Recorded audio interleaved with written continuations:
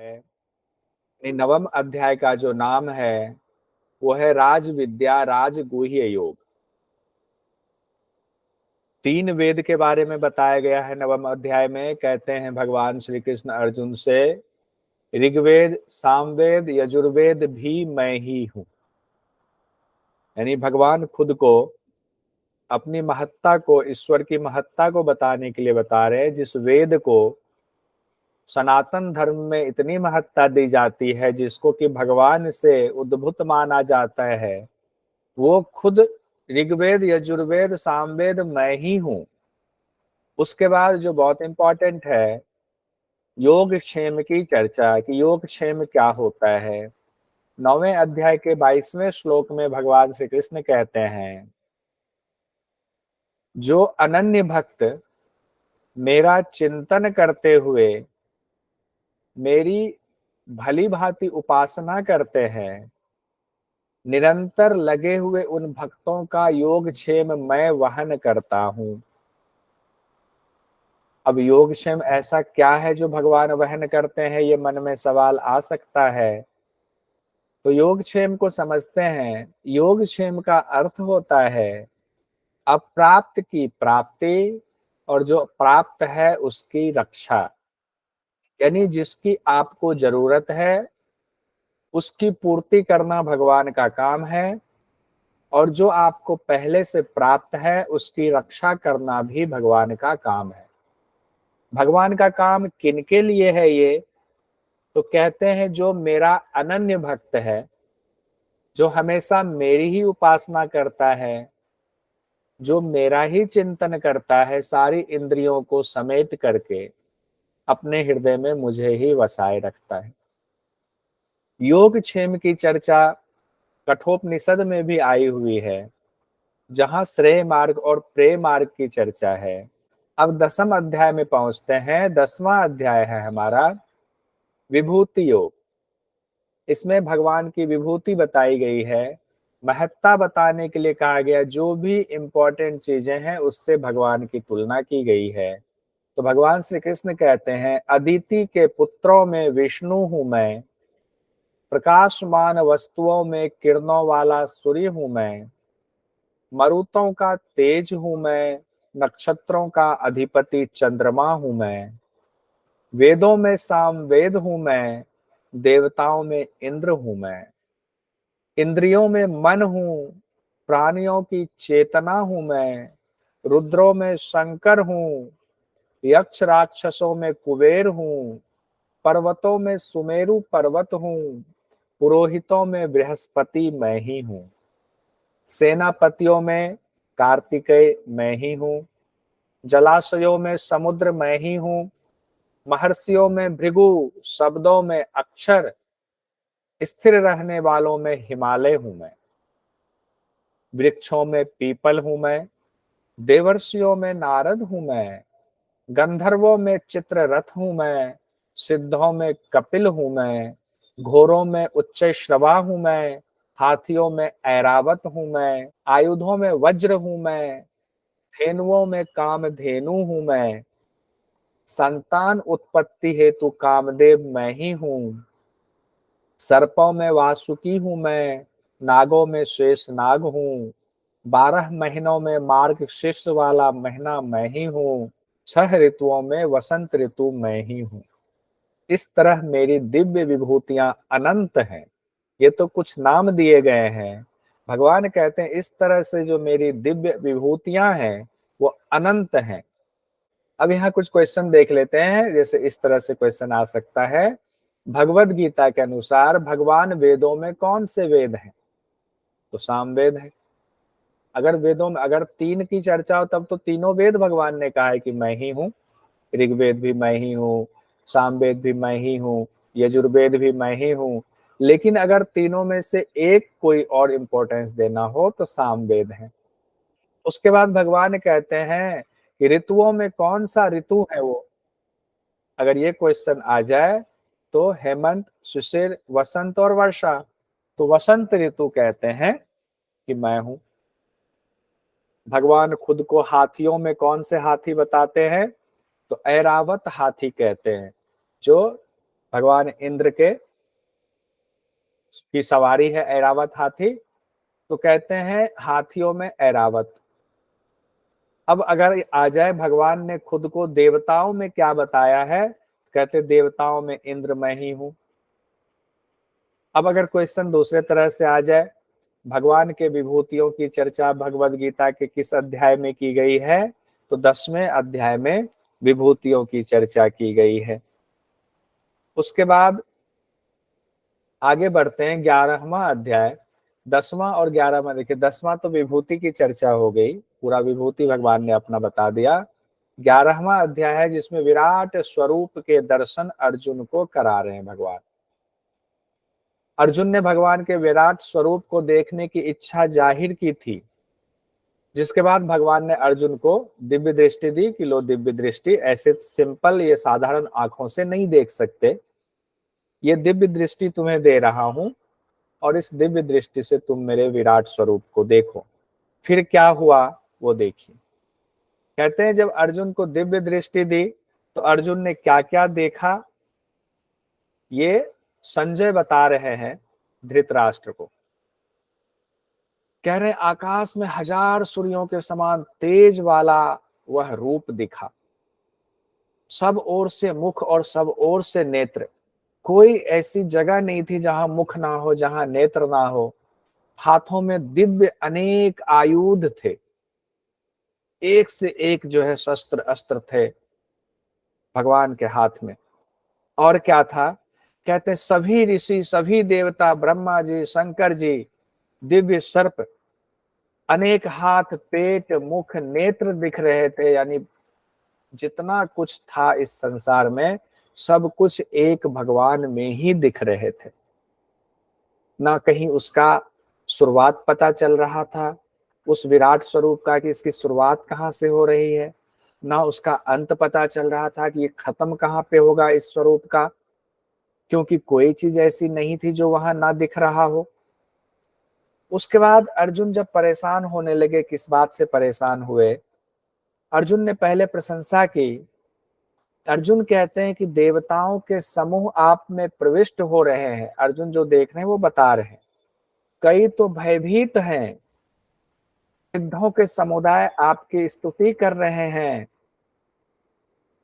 हे भगवान, आपके इस रूप को देखकर मैं व्यथित हूं। अब जो एक साथ सब कुछ देख लिया, मरते हुए लोगों को भी अर्जुन देख रहा है, स्तुति करते हुए भी, विकराल रूप भी, शांत रूप भी, जो है समंदर भी, नदियां भी, सब कुछ वहां दिख रहा है, तो अर्जुन परेशान हो रहे हैं, व्यथित होने लगे। अर्जुन कहते हैं प्रलय काल की अग्नि के समान आपके दाढ़ है। दाढ़ मतलब दांत, जैसे प्रलय काल में वो दांतों से जैसे कि अग्नि निकल रही हो और उसमें योद्धा जो है जाते जा रहे, खत्म होते जा रहे हैं उसी अग्नि में, उसी दाढ़ से। हे प्रभु आप प्रसन्न हो गए। अर्जुन डर गए कि ये तो बहुत विकराल भयंकर रूप मैंने देख लिया। अब अंदर से डर होने लगा अर्जुन को कि ये क्या देख रहा हूं। जितने योद्धा थे जिसको कि ना मारने के लिए अर्जुन ने कहा कि मैं इन पर अपना वान नहीं, अपना गांडीव नहीं उठाऊंगा, इन पर मैं तीर नहीं छोड़ सकता, ये तो हमारे पितामह है, ये हमारे भाई हैं, ये हमारे गुरु हैं। अब अर्जुन क्या देख रहे हैं कि जिन योद्धाओं को मैं सोच रहा हूं कि मैं मार सकता हूं लेकिन मैं नहीं मारूंगा, वो योद्धा तो आपके मुख में प्रवेश कर रहे हैं केशव, वो तो पहले से ही लगता है मारे जा रहे हैं। अब अर्जुन को लगा कि मैं तो खामखा अपने आप को बहुत शूरवीर समझ रहा था और शोक कर रहा था कि मेरे द्वारा ये सब मारे जाएंगे, मुझे नहीं करना चाहिए ये सब। अर्जुन कहते हैं कि उनमें से कई तो आपके दांतों में फंसे दिख रहे हैं। अब ऐसे जैसे कि दांतों से किसी सब्जी को, सब खाना को चबाता है इंसान, वैसे ही सारे योद्धा उनके दांत में उस विकराल स्वरूप के, विराट स्वरूप के मुख में प्रवेश कर रहे हैं। कोई अग्नि में जल रहा है, कोई दांतों में फंस रहा है, किसी के पेट फट रहे हैं, कोई दांतों से जो है लहूलुहान होता हुआ अंदर जा रहा है, यानी सब मरते जा रहे हैं। अब अर्जुन ये सब देख करके विचलित हुआ। विचलित होने के साथ साथ उसकी व्यथा भी ये दूर हो रही थी कि मेरा घमंड जो है अब तक मुझे रोके हुए था अपना कर्तव्य करने से। फिर अर्जुन कहते हैं, हे प्रभु, मुझे बताइए कि आप कौन हैं। मैं आपको तत्व से जानना चाहता हूं। मैं आपकी प्रवृत्ति को भली भांति नहीं जानता हूं। अब जो है अर्जुन व्यथित होकर पूछने लगा। तो भगवान कहते हैं कि मैं संपूर्ण लोकों का नाश करने वाला बढ़ा हुआ काल हूं। तो काल का स्वरूप देखा अर्जुन ने। इस समय लोगों का संहार करने के लिए आया हुआ हूं।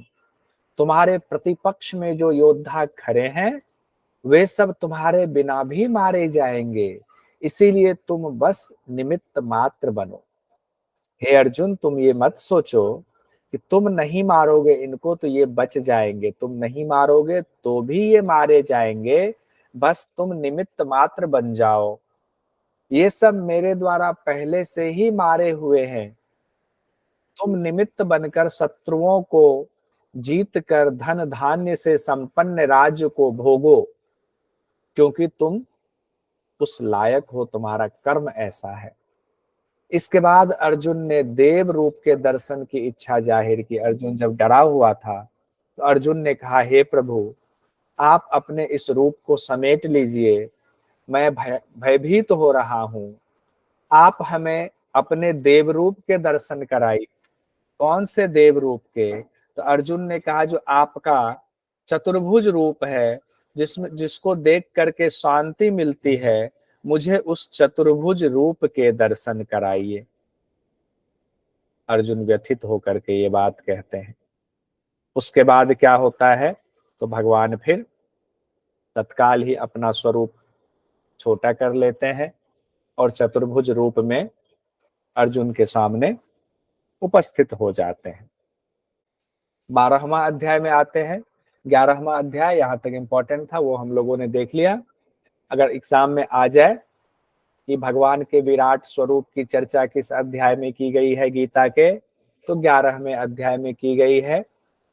और अगर आए विभूति की चर्चा किस अध्याय में की गई है, तो विभूति की चर्चा 10वें अध्याय में की गई है। अब हम लोग आते हैं 12वां अध्याय। 12वें अध्याय का नाम है भक्ति योग। भगवान कहते हैं, अगर तू अभ्यास में भी असमर्थ है तो मेरे लिए कर्म करने के परायण हो जा। मेरे लिए कर्मों को करता हुआ भी सिद्धि को प्राप्त हो जाएगा। यानी भगवान भक्ति योग का ज्ञान दे रहे हैं। कहते हैं, तुम अगर कर्म भी नहीं कर सकते हो तो खुद के लिए कर्म नहीं कर सकते हो, मत करो, मेरे लिए सब कुछ सोचो कि भगवान का ही सब कुछ है। मैं जो भी करूंगा भगवान के लिए करूंगा। तो मेरे लिए कर्म करने के लिए मुझे ही अपने आप को सौंप दो। तो भक्ति योग में यही होता है, एक साधक अपने आप को भगवान को समर्पित कर देता है कि मेरा सब कुछ अब तुम्हारा हुआ प्रभु। भगवान 12वें अध्याय के 11वें श्लोक में कहते हैं, अगर मेरे द्वारा पहले कहे गए साधन को भी करने में असमर्थ है तो मन इंद्रियों को वश में करके संपूर्ण कर्मों के फल की इच्छा का त्याग कर दो। देखिए भगवान सारे ऑप्शन दे रहे हैं। कहते हैं ये नहीं कर सकते तो ये रास्ता अपना लो, ये नहीं कर सकते दूसरा रास्ता अपना लो। कि अगर पहले वाला भी नहीं कर सकते, उसमें भी असमर्थ हो, तो मन और इंद्रियों को वश में कर लो, संपूर्ण कर्मों के फल की इच्छा का त्याग कर दो। यानी कर्म तो करेंगे, हमें मिल जाए तो अच्छा, ना मिले तो अच्छा। अब यहाँ जो 3 चीजें इंपॉर्टेंट बताई गई है एग्जाम की दृष्टि से, कहा गया अभ्यास से ज्ञान श्रेष्ठ है, ज्ञान से ध्यान श्रेष्ठ है, ध्यान से कर्म फलों का त्याग श्रेष्ठ है। ये याद कर लीजिए, 3 से 4 बार इसको रिपीट कर जाइए, मनी मन बोल जाइए, या माइक ऑफ है सब लोग बोल सकते हैं। अभ्यास से क्या श्रेष्ठ है? तो ज्ञान श्रेष्ठ है। ज्ञान से क्या श्रेष्ठ है? तो ध्यान श्रेष्ठ है। ध्यान से क्या श्रेष्ठ है? तो कर्म फलों का त्याग सर्वश्रेष्ठ माना गया, वो ध्यान से भी श्रेष्ठ है। उसके बाद हम लोग 13वें अध्याय में आते हैं भगवद गीता के। 13वां अध्याय है क्षेत्र क्षेत्रज्ञ विभाग योग। एक बार 10वें से शुरू करते हैं। 10वां था विभूति भगवान। विभूति योग। 11वें में विराट स्वरूप दिखाया, 12वां भक्ति योग और 13वां हो गया क्षेत्र क्षेत्रज्ञ विभाग योग। ऐसे 4 से 5 बार माइक ऑफ रखते हुए ही सब लोग बोल जाए तो एक सीक्वेंस में यहां से अभी जो ताजा ताजा पढ़ रहे हैं वो याद हो जाए।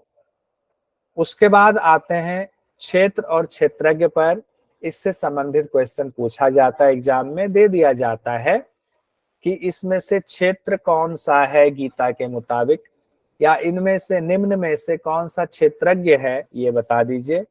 हम लोगों ने ऊपर पढ़ा था कल, तत्व की चर्चा जब आई थी तो वहां हमने कहा था कि 13वें अध्याय में अब भगवान 24 तत्वों का जिक्र करेंगे। तो क्षेत्र पहले देख लेते हैं। क्षेत्र को 24 तत्वों में बांटा गया है। तो क्षेत्र क्या है? शरीर को क्षेत्र कहा गया है, और इस शरीर को जो जानता है वह क्षेत्रज्ञ है। यानी कि शरीर प्रकृति है, यानी अपरा शक्ति है भगवान की। क्षेत्रज्ञ आत्मा है, वह जीव है, यानी अपरा शक्ति है।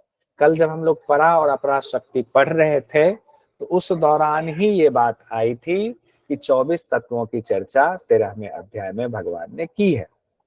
तो यहाँ पर क्षेत्र यानी अपराशक्ति, क्षेत्रज्ञ यानी पराशक्ति। तो क्षेत्र क्या हुआ? शरीर क्षेत्र है, प्रकृति रूपी शरीर, और उस शरीर में जो वो जीव है यानी आत्मा है, जीवात्मा है, वो क्षेत्रज्ञ हो गया, उसको आत्मा भी कह सकते हैं।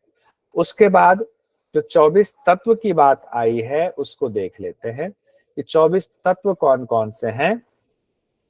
कहते हैं एक तो मूल प्रकृति, उसके बाद बुद्धि, अहंकार, 5 महाभूत, 10 इंद्रियां और एक मन। यहाँ 24 तत्व की चर्चा गीता में की गई है। उसके बाद कहा गया है कि इच्छा, द्वेष, सुख, दुख, संघात, धृति, इन विकारों सहित यह क्षेत्र है। यानी कि क्षेत्र में क्या क्या है? तो द्वेष भी है, सुख भी है, दुख भी है, संघात भी है, धृति भी है। तो इन सब को विकार कहा गया है। सुख भी विकार है, दुख भी विकार है, द्वेष भी विकार है, धृति भी विकार है। तो ये विकार किसमें है? किसका गुण है? इच्छा भी विकार है, ये क्षेत्र का है, यानी कि जो 24 तत्व वाला क्षेत्र है उसका है। और साथ ही साथ कहा गया है ये जड़ है, विकारी है, ये क्षणिक है, ये नाशवान है। ये सब किसके लिए कहा गया है? ये सब क्षेत्र के लिए कहा गया है। क्षेत्र और क्षेत्रज्ञ की बात हो रही है यहाँ पर। तो क्षेत्र की इतनी अगर दे दे कि इनमें से जड़ किसको कहा गया है, क्षेत्र को या क्षेत्रज्ञ को, विकारी किसको कहा गया है, तो क्षेत्र को कहा गया। क्षणिक कौन है? मतलब नाशवान जो है उसको क्षणिक, क्षण क्षण बदलता रहता है। अब नित्य कौन है? कहते नित्य है, चेतन है, अविकारी है, अविनाशी है। ये कौन है? तो ये क्षेत्रज्ञ है, यानी वो आत्मा है। आत्मा नित्य है, आत्मा चेतन है, आत्मा अविकारी है, आत्मा अविनाशी है।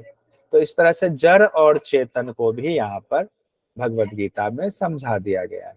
13वें अध्याय के 19वें, 20वें और 21वें श्लोक में कहा गया है प्रकृति और पुरुष दोनों को ही तुम अनादि समझो। अब देखिए यहाँ पर अनादि शब्द का इस्तेमाल किया गया है दोनों के लिए, जड़ और चेतन दोनों के लिए, परा अपरा दोनों के लिए, या आप कह लो क्षेत्र क्षेत्रज्ञ दोनों के लिए कहा गया है। दोनों ही अनादि है, यानी कि खत्म तो कोई भी नहीं हो रहा है, वो है लय हो जाएगा लेकिन खत्म नहीं, वो अनादि है। तो प्रकृति के बारे में कहते हैं विकारों को, गुणों को भी प्रकृति से ही उत्पन्न समझो। एक तरह से प्रकृति के स्वरूप बता रहे हैं भगवान। कहते हैं कार्य और उसके कारण को उत्पन्न करने में प्रकृति हेतु है। जो भी कार्य है, जो भी कारण है, उसको उत्पन्न करने में प्रकृति ही कारण है, हेतु है। उसके पुरुष के बारे में कहा गया है कि सुख दुख के भोक्तापन में पुरुष हेतु है। कि सुख दुख कौन? प्रकृति अपना भोग खुद नहीं करती है, प्रकृति भोग कराती है। भोग करता कौन है? तो पुरुष है। इसलिए पुरुष को भोक्तापन कहा गया। भोक्तापन का कारण कौन है? हेतु कौन है? पुरुष है। उसके बाद कहते हैं प्रकृति में स्थित पुरुष ही प्रकृति जन गुणों का भोगता है। गुणों का संग होने से ही यह ऊंच नीच योनियों में जन्म लेने का कारण है। 14वां अध्याय है हमारा गुण त्रय विभाग योग। एक बार 9वें से लेकर के 13वें तक का एक बार बता दीजिए तो। और एक आदमी बोलेंगे, बाकी लोग माइक ऑफ रख के बोलेंगे। उर्मिला जी बता दीजिए 9वां अध्याय क्या नाम था 9वें अध्याय का? राज विद्या राजगुरु योग।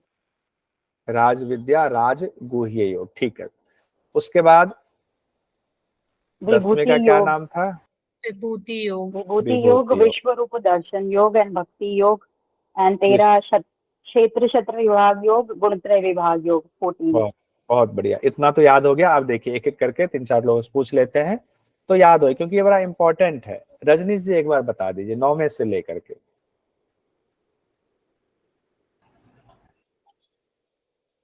नवा अध्याय राज विद्या राजगुही योग। हाँ 10वां अध्याय विभूति योग। 11वां विश्व रूप दर्शन योग। हाँ 12वां अध्याय भक्ति योग। भक्ति योग। 13वां अध्याय क्षेत्र विभाग योग। क्षेत्र विभाग योग, ठीक है। और 14वां हो गया हमारा गुणत्रय गुणत्रय विभाग। विभाग योग, ठीक है। एक बार जयश्री जी बता दीजिए। जयश्री जी। राज विद्या राजगुही योग। कोई नहीं, मृदुला जी बता दीजिए। 9वां अध्याय हाँ जी बोलू सर। हाँ बोलिए। हाँ जी, हाँ जी। 9वां अध्याय है राज विद्या राजगुह योग। 10वां है विभूति योग। 11वां है विश्व स्वरूप दर्शन योग। 12वां है भक्ति योग। 13वां है क्षेत्रज्ञ विभाग योग। 14वां है गुण त्रय विभाग योग। 14वां तक ही है ना? हाँ 14वां तक ही अभी तक का रिवीजन हो गया हमारा। और ऐसे भी जैसे हम लोग पढ़ रहे हैं ना, ऐसे आप बिना बोले भी खुद से भी रिवीजन करते रहेंगे तो याद हो जाएगा, कोई बहुत बड़ी बात नहीं है याद करना। अब 14वां अध्याय हमारा है गुण त्रय विभाग योग। कहते हैं संपूर्ण योनियों में जितने शरीर पैदा होते हैं उनकी माता मूल प्रकृति है। यानी कि जितना कुछ दिख रहा है ब्रह्मांड में, दिखने वाली चीजें जो पैदा हो रही हैं, जितनी योनियां हैं, उनकी माता मूल प्रकृति है। जबकि बीज स्थापित करने वाला मैं परमात्मा हूं, पिता हूं। यानी कि परमात्मा पिता है, प्रकृति माता है। तो यहाँ पर अगर आ जाए प्रकृति को माता और परमात्मा को पिता किस अध्याय में कहा गया है, तो गीता के 14वें अध्याय में कहा गया है। उसके बाद प्रकृति से उत्पन्न होने वाले प्रकृति के जो गुण हैं, नाम ही है गुणत्रय विभाग योग। तो कहते हैं सत्व रज और तम, ये तीनों गुण अविनाशी देही यानी आत्मा को देह में बांध देते हैं। कैसे सृष्टि की रचना होती है, तो प्रकृति खुद से सृष्टि की रचना नहीं कर सकती है। कोई माता खुद से बच्चे को जन्म नहीं दे सकती है, उसके लिए पिता की जरूरत होगी, बीज की जरूरत होगी। तो कहते हैं अब बीज एक पिता को लुभाया जाता है माता के पास आने के लिए। तो कहा गया कैसे वो माता लुभाती है पिता को, तो 14वें अध्याय के 5वें श्लोक में कहा गया है कि सत्व रज और तम इन तीन गुणों से वो अविनाशी देही यानी आत्मा को वो प्रकृति देह में बांध लेती है। वह बहुत सुंदर व्याख्या है ये। कहते हैं सत्व गुण से पहले लुभाया जाता है, बांधा जाता है, उस पर एक तरह से पासा फेंका जाता है उस आत्मा पे कि निर्मल हूं मैं, प्रकाशक हूं मैं, निर्विकार सत्व गुण हूं मैं। और जैसे आत्मा जो है उसमें बंधना शुरू हो जाता है। आत्मा को एक सब्ज बाग दिखाया जा रहा है कि सुख और ज्ञान की डोर से देही को लुभाया जा रहा है, उसको बांधा जा रहा है। सत्वगुण सुख में लगाता है। अब सुख में जो है आत्मा थोड़ा सा जैसे ही बंधा तो रजोगुण उस पे जो है आ गया। अब सत्वगुण का काम खत्म नहीं हुआ, रजोगुण आ गया।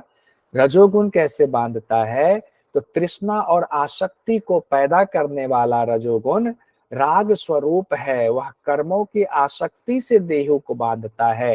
देही कौन है? आत्मा को देही कहा गया है। देह कौन है? क्षेत्र है। देही कौन है? क्षेत्रज्ञ है। ये भी कहीं ब्रैकेट बना करके लिख लीजिएगा। कहते हैं रजोगुण कर्म में लगा करके उस देही को लुभाता है, बांधता है, अपने चक्रव्यूह में फंसाता है। तमस गुण कैसे करता है? तमोगुण, कहते तमोगुण अज्ञान से उत्पन्न होने वाला है। वो कहता है आहा मैं तो बस कुछ नहीं, तुम्हें आराम दूंगी बहुत, तुम सोए रहना, प्रमाद आलस्य में रहना, कोई बात नहीं, निद्रा में रहना, सोए रहना। तो प्रमाद आलस्य और निद्रा से आत्मा को बांधता है कौन? तमोगुण। तो तमोगुण प्रमाद में लगाकर मनुष्य पर विजय प्राप्त कर लेता है। तो यहाँ पर देखिए, सत्वगुण सुख में लगाता है, रजोगुण कर्म में लगाता है, तमोगुण प्रमाद में लगाता है। ठीक है। 14वें अध्याय के 10वें श्लोक में कहा गया है, तीनों गुण आपस में एक दूसरे को दबाकर अपनी सत्ता कायम करते रहते हैं। जब जिसको मौका मिलता है खुद की प्रधानता दिखाने में तीनों लगे रहते हैं। कहते हैं रजोगुण और तमोगुण को दबाकर सत्वगुण बढ़ता है, सत्व और तम को बढ़ाकर रजस गुण बढ़ता है, सत्व और रजस को बढ़ाकर तमोगुण बढ़ता है। तो 24 घंटे में ये स्थिति हमारी पंक्ति बिगड़ती रहती, कभी सतोगुण हावी होता है, कभी रजोगुण हावी होता है और कभी तमोगुण हावी होता है। कैसे जाने कब कौन सा गुण बढ़ा हुआ है? तो इससे एग्जाम में भी सवाल आता है, ये भी ध्यान रखिएगा। कहते हैं सत्व गुण बढ़ा है, कैसे पता चलेगा हमें? तो जब इस शरीर में प्रकाश और विवेक प्रकट हो तब सत्वगुण बढ़ा है ऐसा मानना चाहिए। जब आप विवेकशील जैसी बातें करें, आपको लगे कि नहीं बुद्धिमान की तरह हम बातें कर रहे हैं, तो आपका सत्वगुण बढ़ा हुआ है। रजोगुण बढ़ा हो कैसे मान ले? कहते हैं जब लोभ वाली प्रवृत्ति आपकी आए, कर्मों के प्रति आसक्ति आपके आए, मन अशांत हो, तरह तरह की वृत्तियां पैदा हो, तो हमें समझना चाहिए कि रजोगुण बढ़ा हुआ है। कहते तमोगुण बढ़ा है, कैसे माने? अंधकार, अनिच्छा, मोह ये वृत्तियां बढ़ने लगे तो समझो तुम्हारे ऊपर तम बढ़ा हुआ। तो यहाँ जो एग्जाम में क्वेश्चन आता है वो मेन जो शब्द है लोभ और मोह को लेकर के कई बार फंसा देता है कि लोभ किससे जुड़ा है और मोह किससे जुड़ा है। तो इसको अभी याद कर लीजिए, लोभ रजोगुण से जुड़ा है, मोह तमोगुण से जुड़ा है। गीता में ये साफ साफ कहा गया है और एग्जाम में इससे संबंधित सवाल आया भी है, इसीलिए मैं इसको कह रहा हूं कि इसको अभी कर लीजिए याद। तो तमोगुण किससे जुड़ा हुआ है रजनीश जी? तमोगुण से क्या होगा? अंधकार, अनिच्छा, मोह। मोह वाला मेन रखिए, अंधकार वाला तो आसानी से याद रह जाएगा क्योंकि अंधकार है और एक प्रकाशक तो सत्वगुण, वो भी याद रह जाएगा। हम जो फंसते हैं वो कहाँ फंसते हैं? लोभ और मोह पे फंसते हैं। अनिच्छा भी याद रह जाएगा क्योंकि तमोगुण अंधकार मतलब सुस्ती वाला, आलस्य वाला है, निद्रा वाला है, तो अनिच्छा होती कुछ नहीं करना, अरे सोए रहो, वो भी याद रह जाएगा। मोह वाला जो है ना वो गड़बड़ कर देता है। तो मोह को ध्यान हमें रखना है कि मोह तमोगुण से जुड़ा हुआ है। इसको कैसे याद रखेंगे? देखिए तमो में मोह है, मोह, तमो में मोह है और मोह में भी मोह है। तो इससे ऐसे याद कर लिए, मोह आए तो जोड़िएगा, मोह किसमें है? तमो में मोह है, तो मोह हो गया इससे जुड़ा हुआ। बात बच गया लोभ, तो लोभ का रजोगुण में छोड़ देंगे। लोभ होगा तो हम काम करेंगे बहुत सारा, तो उसमें चंचलता आई, तो चंचलता वाली चीजें वैसे भी रजोगुण से जोड़ देंगे। 14वें अध्याय के 17वें श्लोक में कहा गया है किससे क्या उत्पन्न होता है? तो नीचे फिर से कहा गया है सत्व गुण से ज्ञान उत्पन्न होता है, रजोगुण से लोभ उत्पन्न होता है, तमोगुण से प्रमाद और मोह उत्पन्न होता है। फिर से देखिए आया, अब ये क्वेश्चन पूछा गया था। देखिए भगवद गीता के अनुसार रजोगुण का क्या परिणाम होता है? तो इसमें ऑप्शन दिया गया था लोभ, मोह, काम और मद। अब रजोगुण में किसको जोड़ेंगे? लोभ आ गया, लोभ आ गया। अज्ञान जो है ये सत्वगुण में है। यहाँ अलग से 14वें अध्याय के 17वें श्लोक में कहा गया है। इससे संबंधित क्वेश्चन भी आ गया था, अब रजोगुण वाला पूछ ही दिया, हो सकता है अगली बार तमोगुण वाला पूछ। कहते हैं किस अवस्था में मौत होने पर कैसी गति होती है, तो गीता में इसको समझाया गया है। कहते हैं सात्विक अवस्था में मौत होने पर उत्तम लोकों में जाता है, राजसिक अवस्था में मौत हुई तो मनुष्य योनि में आप आएंगे, और तामसिक अवस्था में मौत होने पर निम्न यानी कि मूढ़ योनियों में पैदा होंगे, यानी तामस मनुष्य जो है अधोगति में जाता है।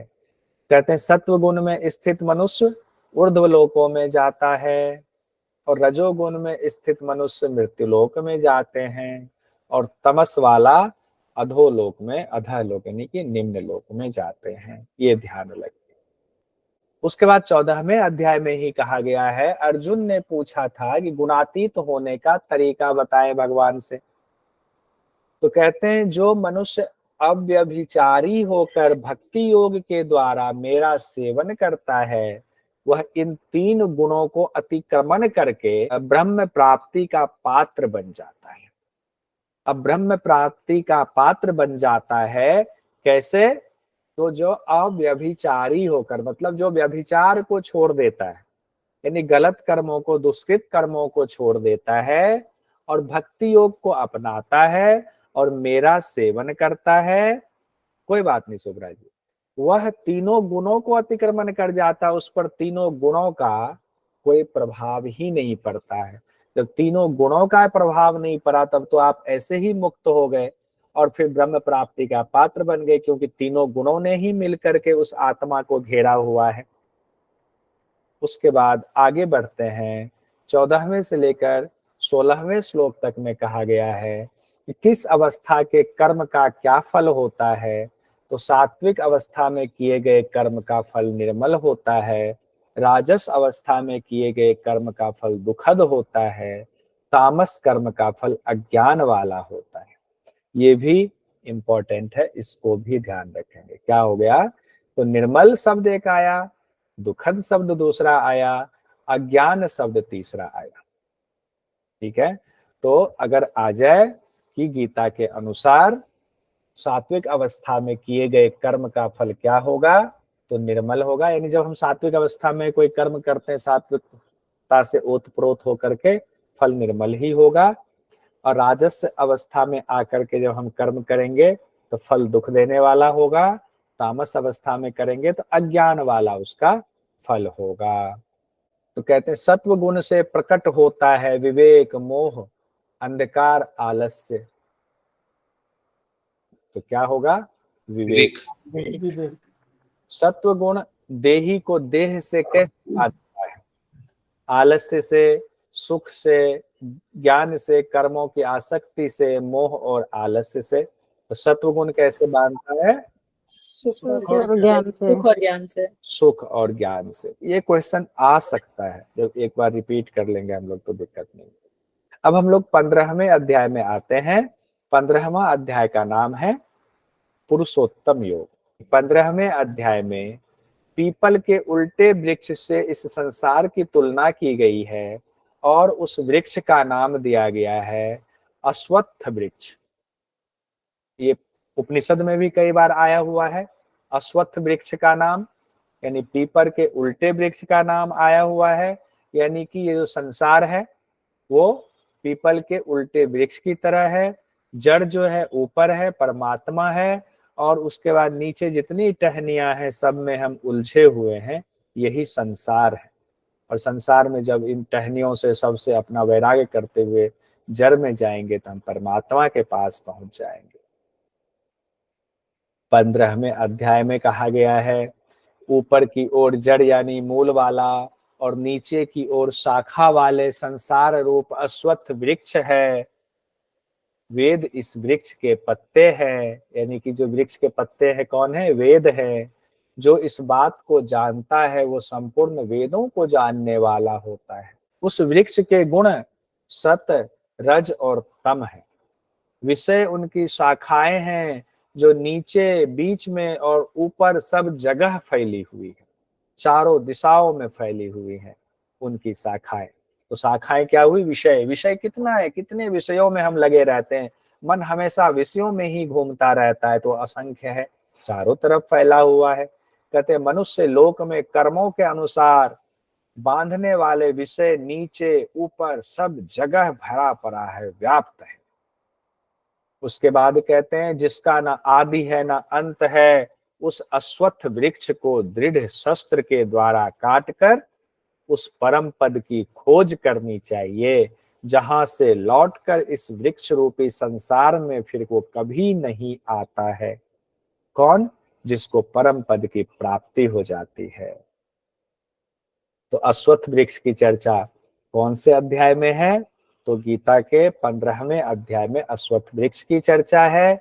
उसको भगवान कहते हैं एक मजबूत शस्त्र से उसको काट दो और परम पद की खोज करो, ताकि वहां से लौट करके इस अश्वत्थ वृक्ष रूपी संसार में ना आना पड़े।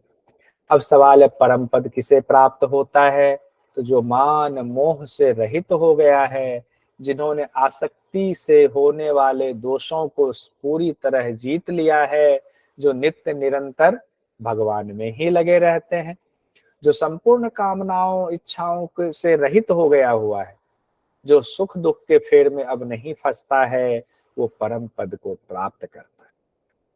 तो परम पद को प्राप्त करने के लिए इतनी एलिजिबिलिटी बताई गई है, योग्यता बताई गई। इन योग्यताओं को अगर आप प्राप्त कर लेंगे तो आप परम पद को प्राप्त करने के लायक हो जाएंगे। कहा गया वो परम धाम कैसा है? कहते उस परम धाम को ना तो सूर्य, ना ही चंद्रमा और ना ही अग्नि प्रकाशित कर सकती है। जिसको प्राप्त होकर जीव लौटकर संसार में नहीं आता है, वही मेरा परम धाम है। देखिए, हम लोगों ने उपनिषद में भी पढ़ा कि परम धाम में इतनी रोशनी है, इतनी ऊर्जा है कि उसके ऊर्जा के एक अंश मात्र से, सुई की नोक के बराबर ऊर्जा से तो सूर्य चमक रहा है।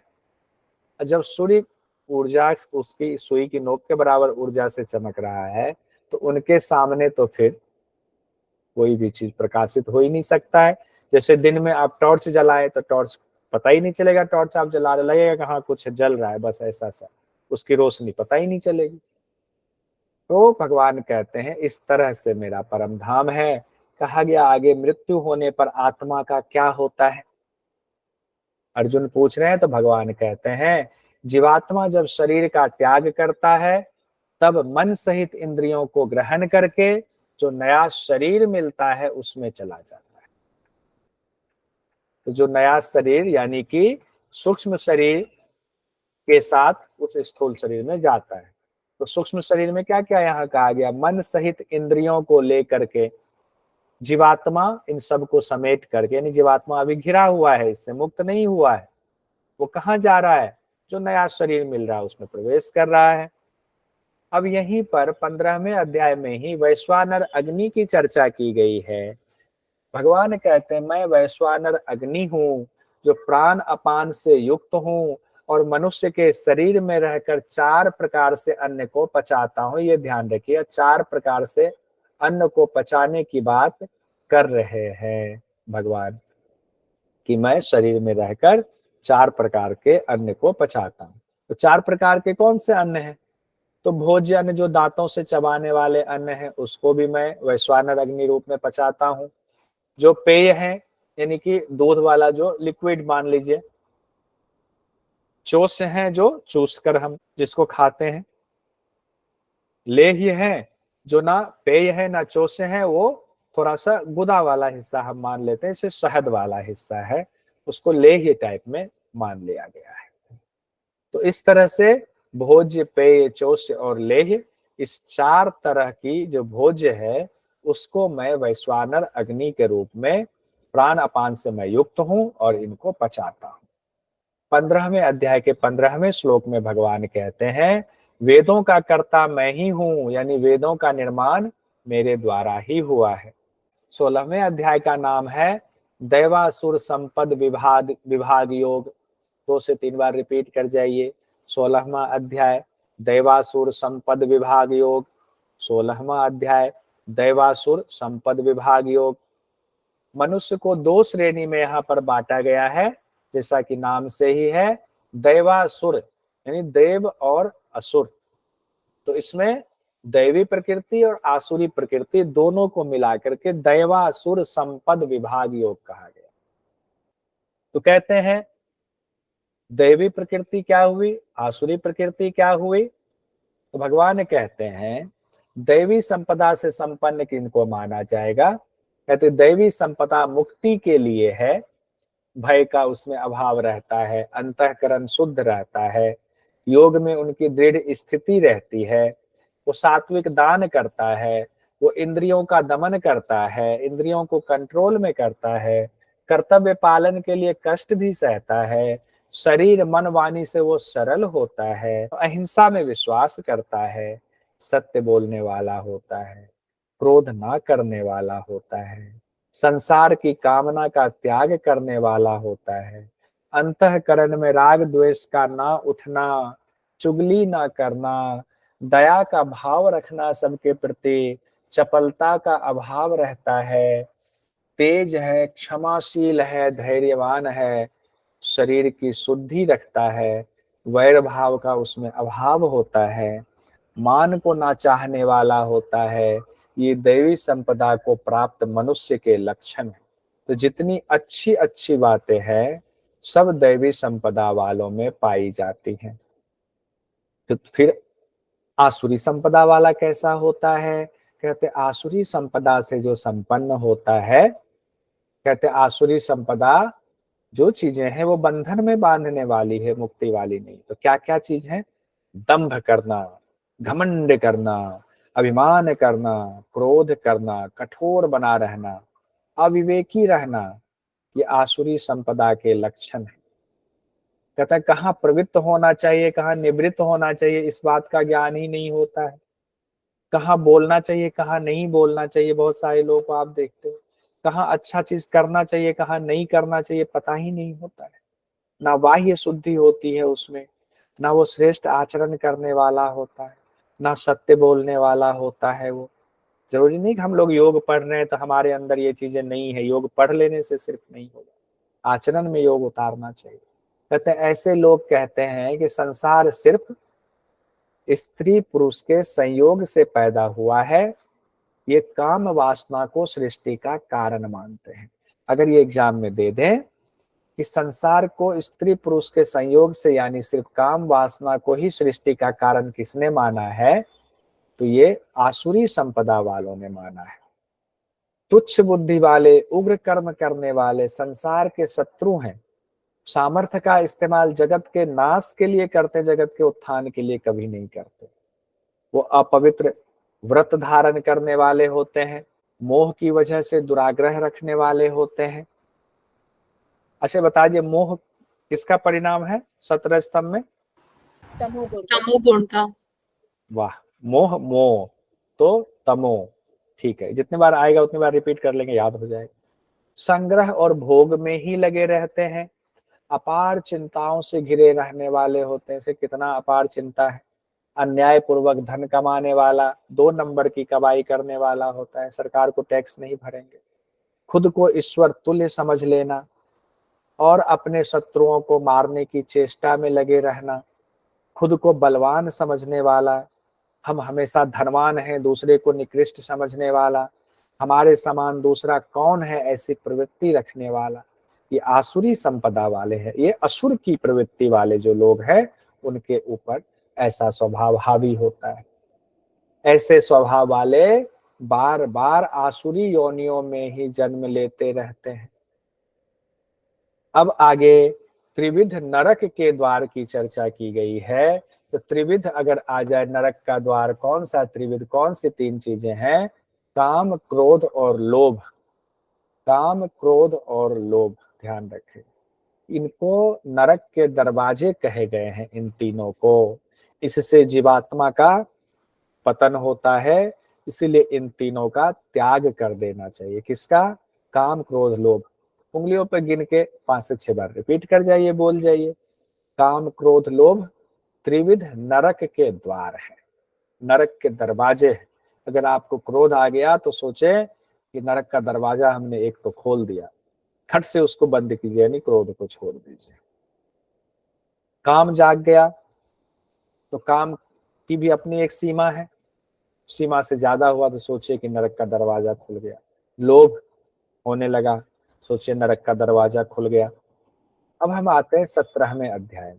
17वां अध्याय है श्रद्धा त्रय विभाग योग। श्रद्धा त्रय में कहा गया सात्विक श्रद्धा, राजसिक श्रद्धा, तामसिक श्रद्धा क्या होती है। कहते हैं सात्विक श्रद्धा वाले देवताओं का पूजन करते हैं, राजसिक श्रद्धा वाले यक्ष राक्षसों का पूजन करते हैं, तामसिक श्रद्धा वाले प्रेतों का, भूत गणों का पूजन करते हैं। तो अब ध्यान देकर आ जाए, यक्ष राक्षसों का पूजन करने वाले कौन सी गुण से ओतप्रोत होते हैं, तो वह राजसिक गुण से होते हैं। देवताओं का करने वाले सात्विक गुण से ओतप्रोत होते हैं, भूत प्रेत का तामसिक गुण वाले होते हैं। उसके बाद त्रिविध आहार की चर्चा की गई है कि त्रिविध आहार मतलब सात्विक आहार क्या है, राजसिक आहार क्या है, तामसिक आहार क्या है। तो कहा गया है आयु को बढ़ाने वाला, सतोगुण को बढ़ाने वाला, गुण को बढ़ाने वाला, बल को बढ़ाने वाला ऐसी भोजन करें जिससे आपके अंदर आरोग्यता आए, सुख हो, मन को प्रसन्नता हो, प्रसन्नता को बढ़ाने वाला, आपके हृदय को शक्ति देने वाला रसयुक्त तथा स्निग्ध भोजन करना चाहिए। ये सात्विक आहार की श्रेणी में आता है। उसके बाद राजसिक आहार में क्या कहा गया है, कहते अति कड़वा, अति खट्टा, अति नमकीन, अति तीखा तीक्ष्ण, अति रूखा, अति दाहकारक एकदम गर्म भोजन राजस मनुष्य को पसंद आता है। इधर वाला जो था सात्विक मनुष्य ऐसे भोजन पसंद करते हैं और राजसिक मनुष्य जो होते हैं इस तरह के भोजन पसंद करते हैं। इस भोजन का परिणाम क्या होता है, ये भोजन दुख, शोक और रोगों को बढ़ाने वाला होता है। तामसिक आहार क्या हुआ, कहते सड़ा हुआ भोजन, रस रहित भोजन, दुर्गंधित, बासी, जूठा, अमेध्यम यानी अपवित्र भोजन की चर्चा की गई है, मांस आदि की। ये तामस मनुष्य को ये पसंद होता है। उसके बाद त्रिविध यज्ञ की बात की गई। हम लोग यज्ञ बहुत करते हैं, तो आज अपने आप को इस कसौटी पर कसने की कोशिश करें, हमारा यज्ञ किस श्रेणी में आता है। कहते सात्विक यज्ञ क्या हुआ, यज्ञ को कर्तव्य मानने वाला, फल की इच्छा से रहित होकर मनुष्यों द्वारा जो विधि पूर्वक यज्ञ किया जाता है वो सात्विक यज्ञ कहलाता है। कहते राजसिक यज्ञ क्या है, तो जो यज्ञ फल की इच्छा को लेकर किया जाता है, सकाम कर्म हुआ या फिर दिखावे के लिए, लोकेशना के लिए कि लोक में हमारी जय जयकार होगी, उसके लिए किया जाता है, वो राजसिक यज्ञ हुआ। और तामसिक यज्ञ कौन सा हुआ, कहते जो बिना विधि विधान के अन्नदान से रहित हुआ, मंत्र पढ़ा नहीं पढ़ा कोई बात नहीं, दक्षिणा दिया नहीं दिया कोई बात नहीं, बिना श्रद्धा के ही यज्ञ हुआ, वो तामस यज्ञ कहलाता है। उसके बाद त्रिविध तप की बात की गई है। कहते हैं शारीरिक तप, वाचिक तप और मानसिक तप। शारीरिक तप भी जो है सात्विक, राजसिक, तामसिक होता है। वाचिक तप भी जो है वो सात्विक, राजसिक और तामसिक होता है। और मानसिक तप भी जो है वो सत रज तम से मिला हुआ, मतलब इसकी तीन तीन कैटेगरी तीनों की मान लेंगे। शारीरिक तप देवता, गुरुजन, ब्राह्मण का पूजन, शुद्धि रखना, सरलता रखें अपने मन में, ब्रह्मचर्य का पालन करना और हिंसा ना करना, ये जो जितने हैं तप, ये शरीर संबंधी तप है। वाचिक तप क्या हुआ, किसी को भी परेशान ना करने वाला, सत्य और प्रिय बोलने वाला, स्वाध्याय और अभ्यास वाणी संबंधी तप हो गए। मन की प्रसन्नता मानसिक, सौम्य भाव मननशीलता, मन का निग्रह, शुद्ध भाव, ये मन संबंधी तप हो गए। अब इसी को अगर कह दें शारीरिक, वाचिक और मानसिक तप भी तीन प्रकार से होते हैं, सात्विक, राजसिक और तामसिक। सात्विक तप जब शरीर, वाणी और मन से परम श्रद्धा के साथ फल की इच्छा से रहित होकर के तप किया जाता है तो उसे सात्विक तप कहते हैं। राजसिक तप जो तप सत्कार, मान, पूजा के लिए दिखावे के लिए किया जाता है वह नाशवान फल देने वाला तप होता है, ये राजसिक तप है। तामसिक तप कौन सा है? मूर्खता पूर्वक अपने आप को पीड़ा देकर तथा दूसरों को कष्ट पहुंचाने के लिए जो तप किया जाता है वो तामस तप कहलाता है। उसके बाद कहा गया त्रिविध दान। हम लोग दान बहुत देते हैं ना, बहुत खुश होते हैं, तो देख लीजिए आपका दान किस श्रेणी में आता है। कहा गया सात्विक दान, दान को कर्तव्य मानकर देश काल और पात्र के हिसाब से जब निष्काम भाव से दान दिया जाता है तब वह सात्विक दान कहलाता है। राजसिक दान, जो दान क्लेश पूर्वक उपकार करने के लिए या फल की प्राप्ति के उद्देश्य से दिया जाता है वह राजस दान कहलाता है। तामस दान, जो दान बिना सत्कार के अवज्ञा पूर्वक कुपात्र को दिया जाता है वह दान तामस दान कहलाता है। अब ये भी बड़ा इंपॉर्टेंट है, परमात्मा के 3 नाम बताए गए हैं गीता में। क्या क्या? ओम तत् सत। कहा गया परमात्मा से ही वेद ब्राह्मण और यज्ञों की रचना हुई है। ओम क्या है, तत् क्या है, सत क्या है? तो कहते हैं जब परमात्मा से ही सबकी रचना हुई है इसीलिए विधि पूर्वक यज्ञ दान तप करने वाले पुरुष ओम का उच्चारण करके ही शुभारंभ करते हैं।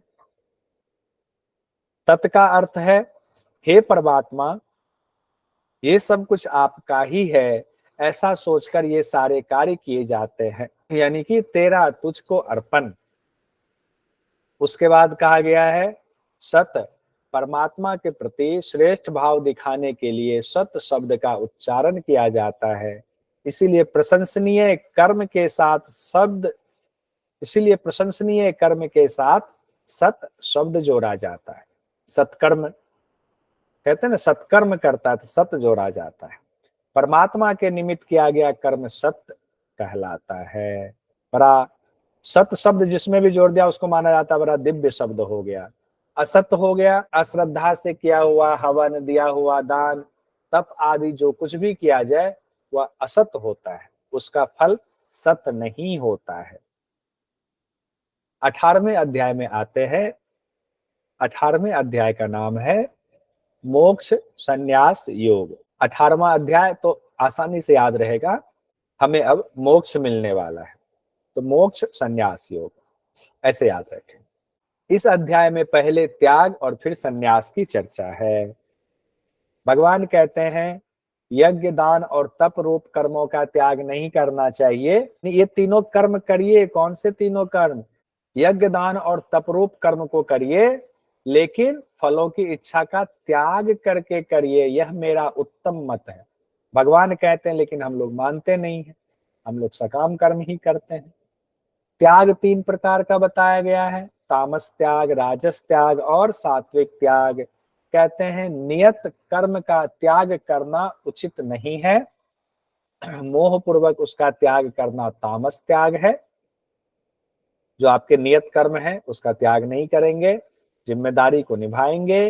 राजस त्याग है, जो कुछ भी कर्म है वो दुख रूप है, ऐसा समझकर शरीर को होने वाले कष्ट के डर से कर्म का त्याग करना राजस त्याग है।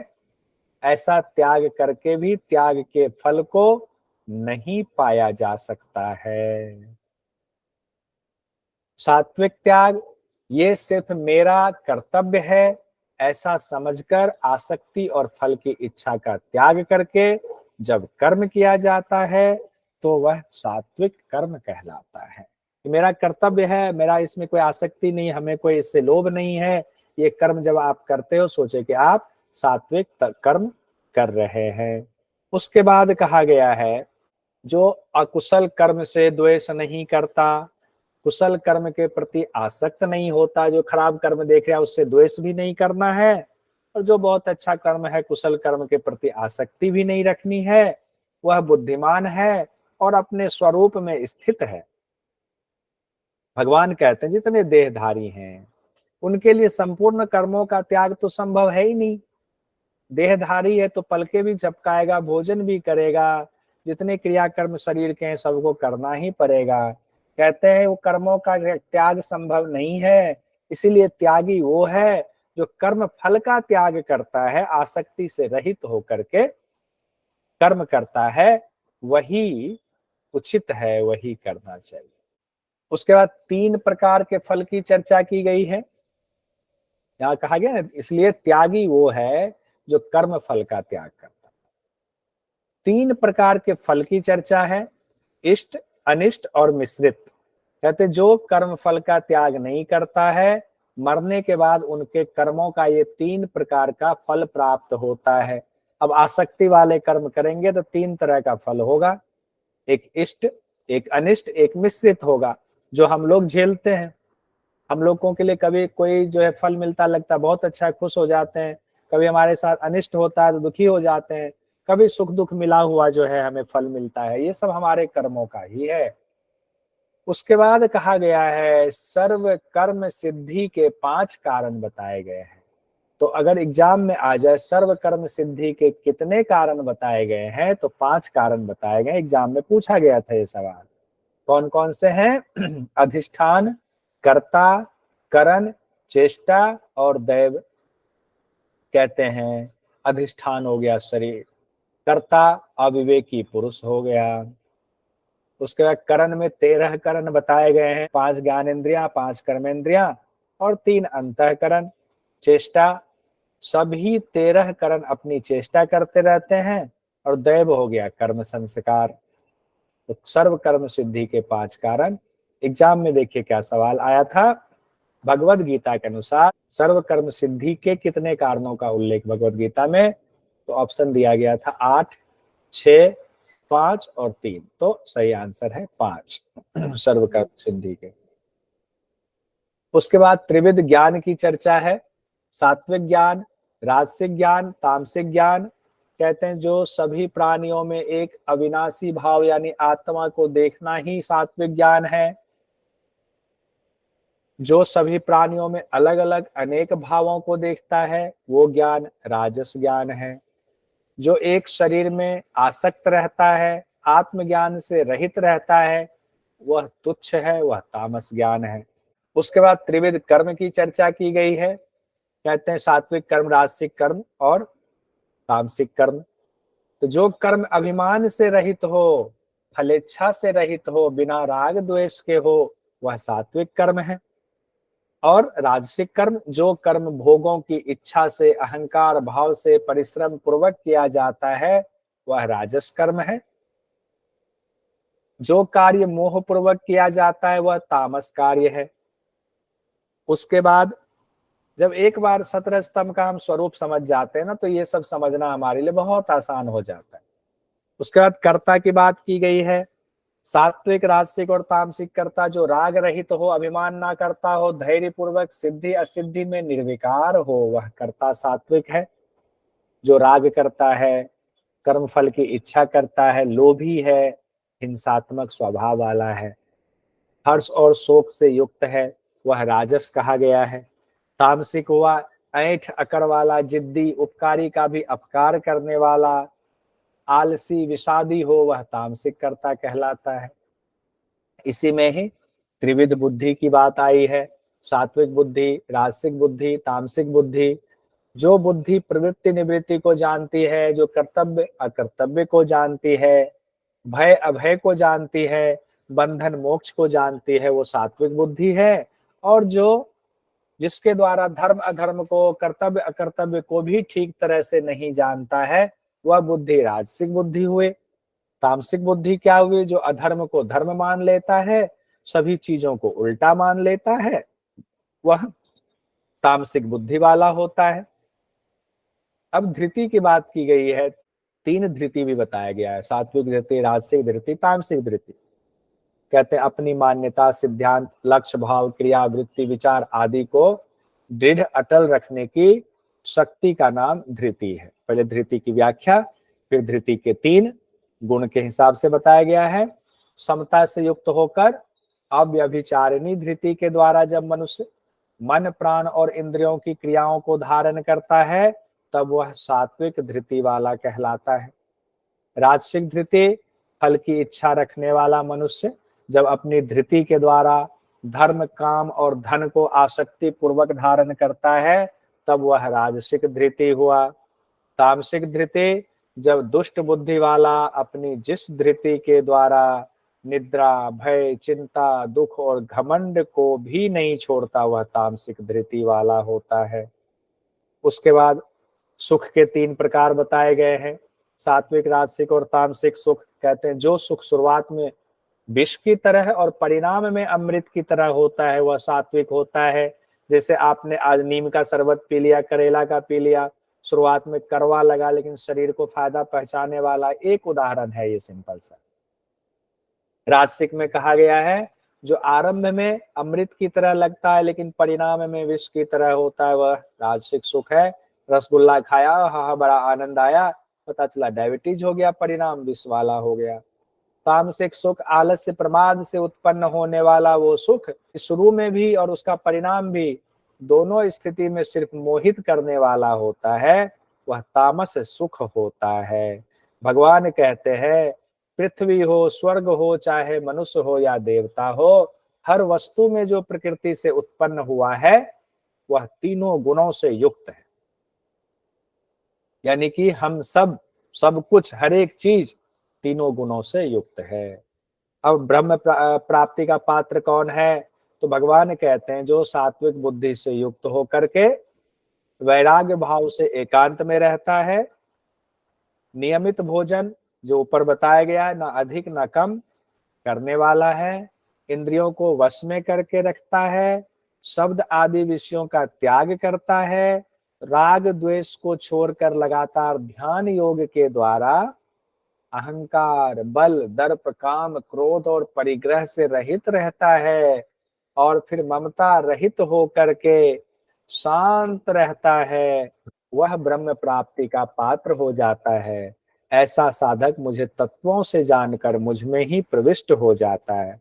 एलिजिबिलिटी की चर्चा एक बार फिर हो गई। तो भगवान अर्जुन से कहते हैं तुम मोह की वजह से युद्ध नहीं करना चाहते हो, लेकिन क्षत्रिय धर्म की वजह से तुम युद्ध करने लग जाओगे, क्योंकि ईश्वर संपूर्ण प्राणियों के हृदय में रहते हैं और अपनी माया से इस शरीर रूपी यंत्र को उस मनुष्य के स्वभाव के हिसाब से कर्म में भ्रमण करा देते हैं।